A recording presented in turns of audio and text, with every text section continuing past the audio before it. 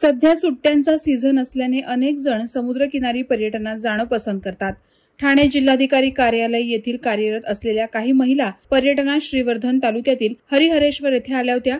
तेथील मंदिरात दर्शन घेतल्यानंतर जागृती दिवटे, वैशाली दानापुरे, वैशाली गायकवाड, अनिता जंजाळ, वर्षा निकम, मेघा चौधरी, श्यामल चौधरी, विद्या चौरे, पल्लवी सरोदे या सर्व मैत्रिणी समुद्रकिनारी फेरफटका मारत होत्या। यावेळी पल्लवी सरोदे या एका खडकावर बसून समुद्राच्या लाटांचा आस्वाद घेत असताना अचानक एक भीषण दुर्घटना घडली आणि तिथेच उपस्थित असलेल्या त्यांच्या सर्व मैत्रिणी नखशिखांत हादरून गेल्या। पल्लवी सरोदे ज्या खडकावर बसल्या होत्या तेथेच एक मोठी लाट आली आणि त्या लाटेने पल्लवी यांना देखील आपल्यासोबत समुद्रात खेचून नेलं। यानंतर काही स्थानिक नागरिक मदतीला धावले।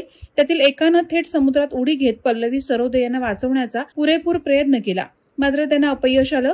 अशातच स्पीड बोटने देखील खोल समुद्रात जाऊन पल्लवी सरोदे यांना वाचवण्याचा प्रयत्न करण्यात आला। त्यांना समुद्राबाहेर काढण्यात आलं आणि त्यानंतर लागलीच रुग्णालयात भरती करण्यात आलं, मात्र रुग्णालयातील अधिकाऱ्यांनी त्यांना तपासून मृत घोषित केलं।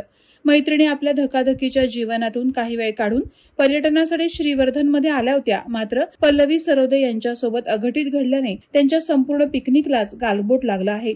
या घटनेने त्यांच्यावर देखील मोठा आघात झालाय, तर पल्लवी सरोदे यांचं कुटुंब दुःखाच्या खोल गर्तेत बुडालंय। वादळवारा लाईव्हसाठी निकेश कोकचा, म्हसळा।